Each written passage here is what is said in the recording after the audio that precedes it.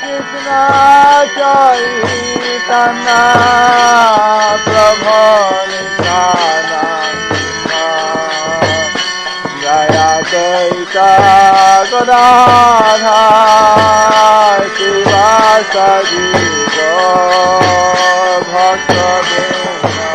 The following is a lecture given by His Holiness Jayapataka Swami on December 13, 1982 in Bangkok, Thailand. The class begins with a reading from the Śrīmad Bhāgavatam, 2nd Canto, Chapter 1, verse 37.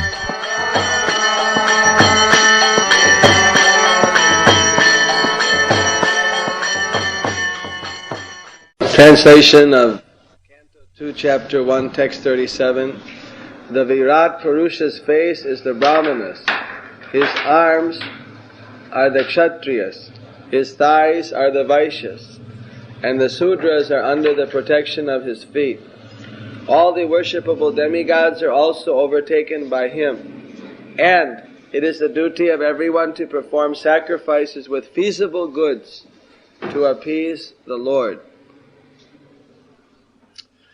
Brahmananang Shatra Bhujo Mahatma Vidururangri Sita Krishna Varna Nana Vidabhija Gano Papanno Dravyatmaka Karma Vidana Yoga.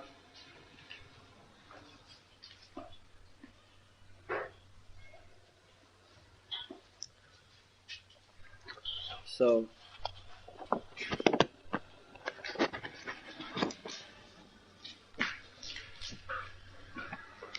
this way, all the people in society can engage their propensities for serving the Lord.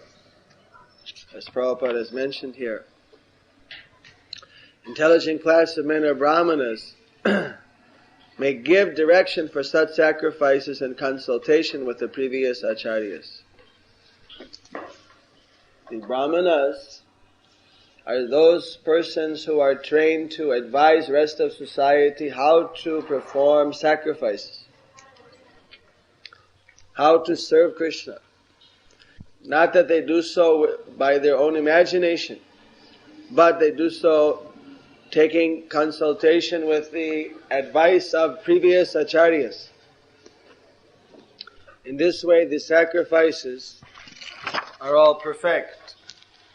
So we need, first of all, the brahmanas to teach people how to perform sacrifice. If people do not perform sacrifice, then it's very difficult for them to become purified and become advanced. So in any society, first thing is necessary are the brahmanas to train the rest of the society. But we find that in some countries, where the government is not giving the facilities to perform such sacrifice, it's more difficult for the brahmanas to preach. So, the administrators or kshatriyas, Prabhupada says, may give all facilities to perform such sacrifices. Just like in Bangladesh, it's a Muslim government, so they're not giving very much facility to the Krishna devotees for performing sacrifice. So it's more difficult for preaching under such circumstances. Because not only they don't give facility but in many ways they may put up obstacles. Although somehow or another, to whatever extent we get facility, we're able to do. But even there we get some facility, so we're able to do. But say in some other countries like Peking or something like that, it's very difficult because the government gets absolutely no facility to perform any sacrifice for Krishna. So therefore, it's very difficult. On the other hand, if the government actually supports, it makes it very easy. Just like some places we're trying to get registration for ISKCON society. Where we get registration, immediately our activities, they can expand in many ways. But where the registration is being withheld, we are experiencing so many difficulties. So that means that government support is also a factor. In spite of absence of government support, still then the preachers somehow or another go on. But then it's in spite of that. It's against that. It's without the support. But if we have the support, then it makes everything very easy. So, that's the second point here. Is first you need the preachers, the intelligent class of people who can present Krishna consciousness. Then, after that, you need the support of the government, you need the administrators' support. It's like, if actually we had the full support of the government, they give so much money for welfare, so much money for so many different programs. If they gave regular budget for performing sacrifice to Krishna, as they did in the Vedic time, then people would naturally be encouraged more and more to becoming God conscious. It'd be a very ideal situation.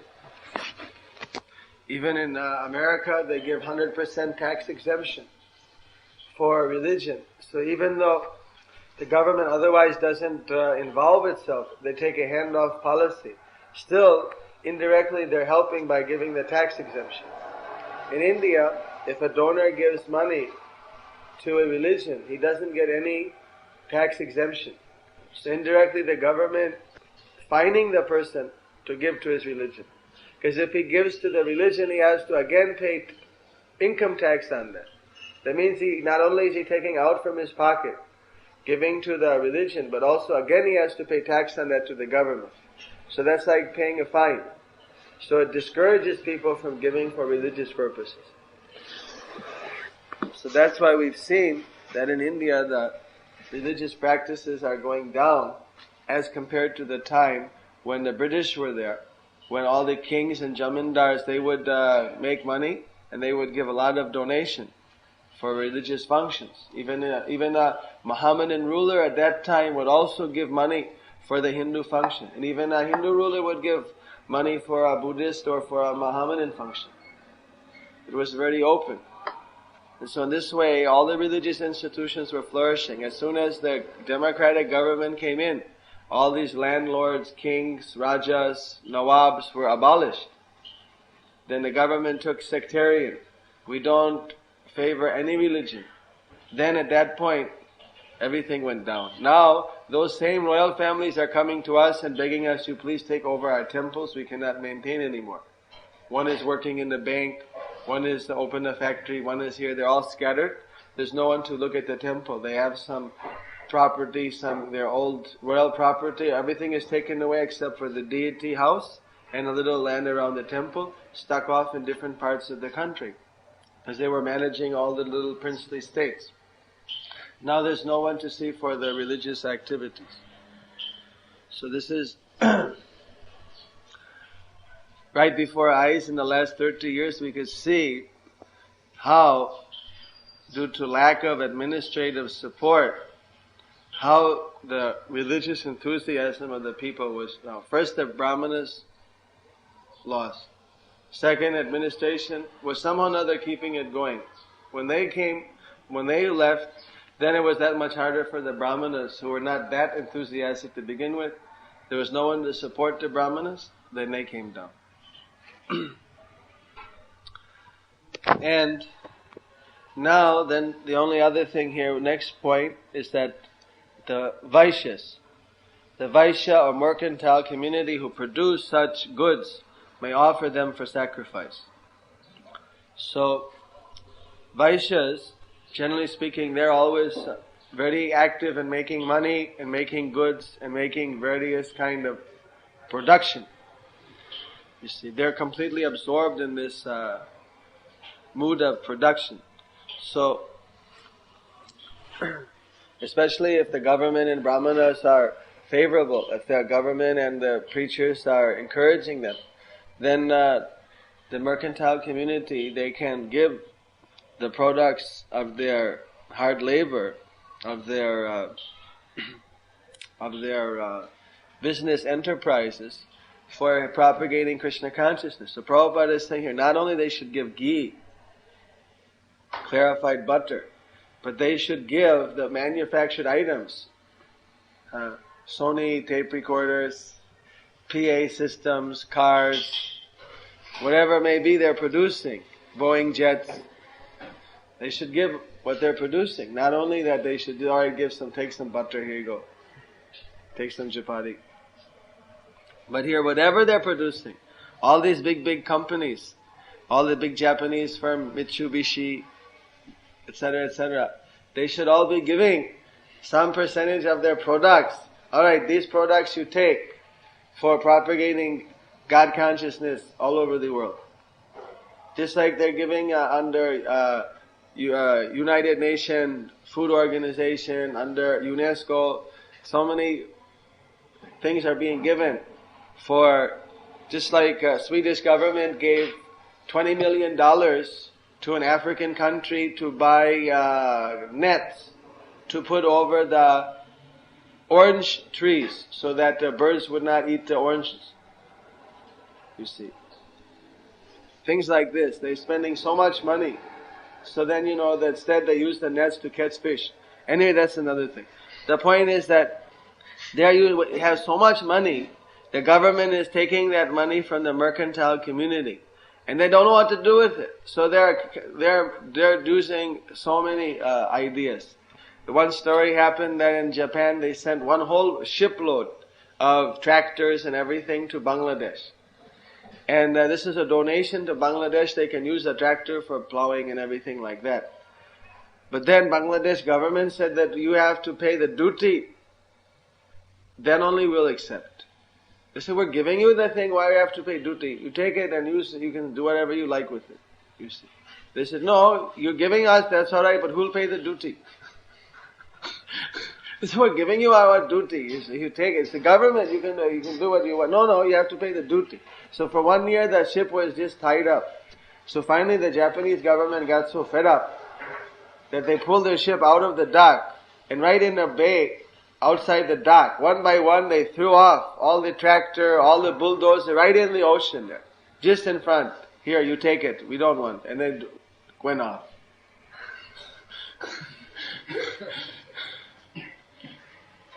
So these things are going on. They don't know what to do. Now if all these products were given to Krishna consciousness, we know how to use them in sacrifice, producing grains, producing different preaching programs. You see. The Brahmanas, they can advise, but then you need people who can offer their manual labor for the successful functioning of the sacrifice. So everyone, some who are there who will give manual labor. You see, not that everyone will be even though they may be technically all Vaishnavas, so they're all higher than Brahmanas.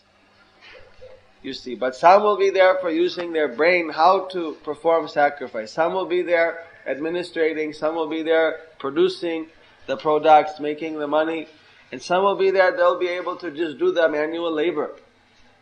Different type of service maybe. Some may do all the 4 services if needed. That's a separate thing. You see, not that everyone necessarily will always do all the 4. One person may just do one may do another. And if someone may be so expert, obviously Brahmana if needed, he could even do manual labor, but he won't be very expert. He won't be very physically strong necessarily. You see. But if necessary, he may also be able to do something. But that won't be his propensity. So each person may have some specific propensity. Someone may be more versatile, some may be more specialized. Whatever it may be, that propensity should be used for offering a sacrifice. What is the meaning of sacrifice? Harito shanam. Samsiddhing harito shanam. That you get all perfection when you satisfy Krishna. Sacrifice is not something abstract, but it means to satisfy the Lord. So what can be more satisfying to the Lord in this Kali Yuga than chanting His holy names? Because by this all the people are benefited. You see. Thus, by their cooperation of all classes of human beings, the sacrifice recommended in this age, namely the sacrifice of congregational chanting of the holy name of the Lord, may be executed for the common welfare of all the people of the world. So, here chanting Hare Krishna, distributing Krishna prasadam, and performing various type of preaching function. These can be executed. Just like now in Bangladesh, we were just there, they put on one drama. So they use strobe light. They use the amplifying system. They use a lighting system. They use the tape recorder. They use so many equipment. Because of that, the drama was very attractive. They had Lord Shiva coming out there with a strobe light, and then he was dancing with his Trisur, and he had some ghosts dancing behind him. And because of the lighting was so dynamic, the people were all shrieking and shouting and crying out, you see. So, we use all these things. We can use everything in the service of Krishna. You see, even if they give us, even they may give us the atomic bomb, we'll find some way of using it. Maybe we'll use it to crack stones for building temples, you see. Just knock down one mountain and have so many bricks. Whatever, we'll think of something or another. So, in this way, when people engage their products in the service of Krishna, you see, then immediately they get purified. They get purified in so many different ways that all the little defects in their life, those things are rectified. Just like, what is sinful life? Sinful life means I'm hurting my body, I'm hurting others' bodies. Just like you eat meat. That means you have to kill an animal. So for killing an animal, that means you cause the animal suffering, you have to suffer. So like this, people are doing things throughout the day, throughout their life, which are causing pain to others. So undoubtedly they're going to have to suffer. So the thing is, by this chanting, by performing the sacrifice, so many other living entities are being benefited. They're being purified, they're being uplifted, they're being brought closer to Krishna. So that means you're relieving them of so many pains. That means that a person who in his own life he may commit so many sinful activities, but by helping others, then those are all counteracted. Sometimes people think that, oh, he's such a wealthy man, he's doing so much black market, he's doing so many illegal activity. Then he goes to the temple and he gives something. So how he'll be forgiven for that? But they're not understanding that by going to the temple, if that person gives something, so then even then, alright, he may have done something black. But, yes, he does get purified because he's doing with, even there might be some black stigma on that money. Although it's technicality nowadays, what's black, what's white is all a relative affair. You see. But even take it that, alright, it might be black. He's doing something for uplifting people. So yes, naturally it will counteract that. In fact, if the upliftment is more than the contamination, say that black means, alright, so he smuggled in something from the government, he didn't pay the proper tax. But whether or not, how much he actually hurt anyone by that. He may have broken a law of man, but did he break any law of God? This is one factor. Then if he gives something to God, and then by this, he is benefiting other people, yes, the result will be far greater in that sense. That will be weighed out. That by what the person is doing, how much benefit is given, and by what he did bad, how much harm was done. And accordingly it will be adjusted. So when one is engaging in preaching of Krishna consciousness, in that sacrifice, because the good is eternal, whatever is being done for a person who cheers Hare Krishna, who's taking prasad, that benefit doesn't go. That remains as a permanent asset. Therefore, naturally, that effect is far greater than even as the other, he might make some small mistakes in his life. So then the problem comes, not a problem, but then the thing is there, that alright, a person is doing some sinful activity. And then that person may be doing some sacrifice. So that sinful activity is counteracted by the sacrifice. But, what happens is that if the person doesn't chant Hare Krishna regularly, if the person doesn't have any sadhana, then actually the heart doesn't become purified. The actual karmas may become purified. Suffering and enjoying may be adjusted. But the heart, the attraction to Krishna, that doesn't get purified by some ordinary just donation or some ordinary just manual labor. But this is where the congregational chanting of the holy name is so important, because by chanting Hare Krishna, Krishna Krishna, Hare Hare, Hare Ram, Ram Ram, Hare Hare, that actually cleans away the dirts on the heart. The dirts which block us from knowing that we are the servant of Krishna.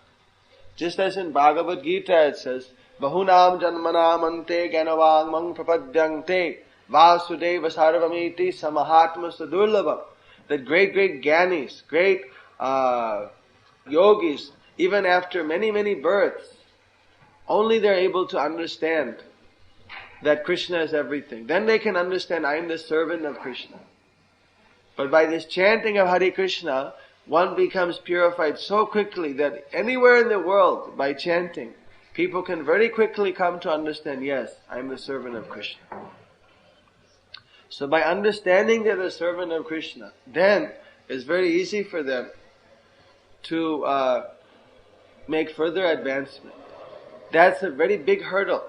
Even they may know that I'm not the body. They may know I'm the spirit soul. They may know about karma. They may know so many things. But then that actual understanding that I'm the servant of Krishna, that is the most advanced stage. That's their actual sarupa siddhi, or being situated in their real constitutional position. So that is given very quickly by this congregational chanting of Hare Krishna, Krishna Krishna, Hare Hare, Hare Ram, Ram Ram, Hare Hare. Therefore we should encourage people to chant Hare Krishna and engage them somehow or another also in the preaching, because individually chanting will help them a lot. And if they engage in helping others to chant, then that also will help them more in getting rid of any offenses that they may be committing against the holy name. So Prabhupada is so merciful that he's engaged everyone immediately into the preaching of Krishna consciousness. Actually, Bhakti Siddhanta Saraswati Thakur wrote a beautiful poem called the Dushta Montu Mikishya Vaishnav, that materialistic mind, or you rascal mind, what type of Vaishnav are you? And in the last stanzas of that poem, he said that, yes, the devotees, that they're also hungry for some kind of a position, you see. But they're not hungry for any material position. They're not hungry for any material name, fame, or glory. But they're hungry for a position in the service of Krishna. They're hungry to see that Krishna is put in everyone's heart and everyone's head. For that they can accept any position or any facility or any thing whatsoever for preaching Krishna consciousness. And within that there's not even the slightest scent of any kind of material desire. That is a pure spiritual desire. And he stated, why they're preaching? They're preaching because they are the real Brijvasis. They're the real residents of Vrindavan. It says, Pranachi jar. Pranachi tar se hetu pochar. Because they have pran, because they have got life, they have compassion, they have actually spiritual assets, spiritual wealth of pure spiritual life. Therefore, they have this desire to preach Krishna consciousness. This desire to preach, actually to bring people to become servants of Krishna, is not a material desire. It is a pure spiritual desire. It is a symptom of being situated in confidential devotional service to the Lord. So, we should absorb ourselves in the preaching mood of Chaitanya Mahaprabhu, whatever is necessary to bring people to that platform of chanting Hare Krishna, of surrendering to Krishna. We should simply throw ourselves, heart, soul, mind, words, deeds, everything. We should simply absorb ourselves in that mood of bringing people somehow or another to chanting the holy name of Hare Krishna, Krishna Krishna, Hare Hare, Hare Ram, Ram Ram, Hare Hare, reading Srila Prabhupada's books, which will give them that faith and understanding, and taking Krishna Prasadam and all the other programs which will bring them to complete surrender to Krishna and to rendering devotional service. Thank you very much. Hare Krishna. Panchatattva ki jai. Any questions? One technical question. I have two opinions about those who had the first initiation or the second initiation from now the Christmas focus. are they considered to be Prabhupada's disciple or their disciple mainly? I heard both opinions. I really When want Tamal Krishna Goswami asked Prabhupada that what about those disciples of yours who have taken first initiation but you have not yet given them second? And if they take initiation from one of your disciples, then what will be their position? Then Prabhupada said, they're my disciples. They're my disciples after. So is this like when Rishabdev left, he told all the 100 sons that you look at Bharat just like me. You follow him as your head. You see. So if someone takes second initiation, that means they have to just see that they're initiating this second initiator, just like the such a senior brother that directly Prabhupada is working through that person. Still their direct relationship is there with Prabhupada. Just like say a person is born and just then the mother and father die. And he's brought up by the son. Then what is his situation? Still, it's not that is the father, but still relationship is not just the same as a brother, a twin brother or something. It's not going to be the same. It's a different type of relationship. Hare Krishna. That means that Prabhupada is considering they're his sons. But definitely there's some responsibility there for the second initiating guru, so that should be some deep respect and, because some responsibility is there, special responsibility, no doubt. Any other question?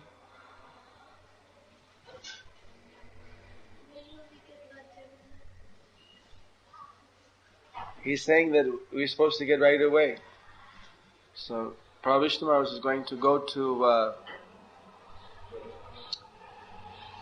Nepal, but now we're trying to convince him that he should go on the way to Puri and get Jagannath and order the Lord Chaitanya. Both. Sharabuj. You see, this is actually quite big. You can have very big Jagannath here. You don't have to have little, this big. This is a big space. I think you can have 4 or 5 feet. 5 feet. But you must have some space in between each date for the dress. You will close. That is wise. Then you need this much in between each date. And of course, the date will be moved not back to the wall, a little more from the easy. The deity should be up a little bit. Yeah. Actually, they should be very high at the time. Just like They see here that I think they have to have a little more like overwhelming type of awe, and there should be some bright lights, and maybe you can use the system of, opening and closing, like in Banki Bihari temple.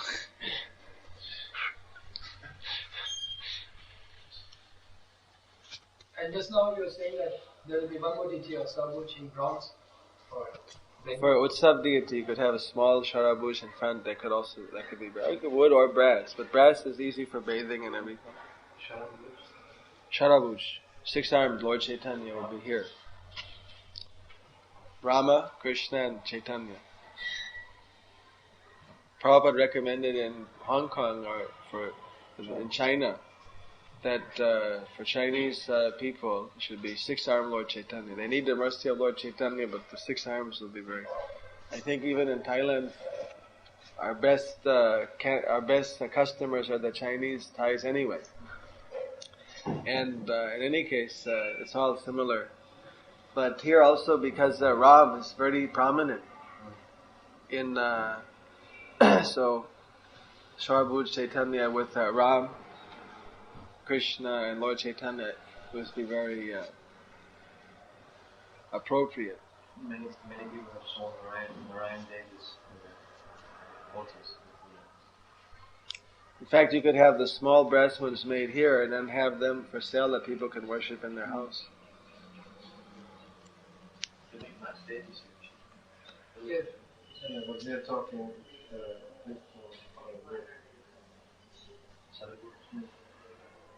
They went out of wood so you can paint the arms blue, green, yellow, golden.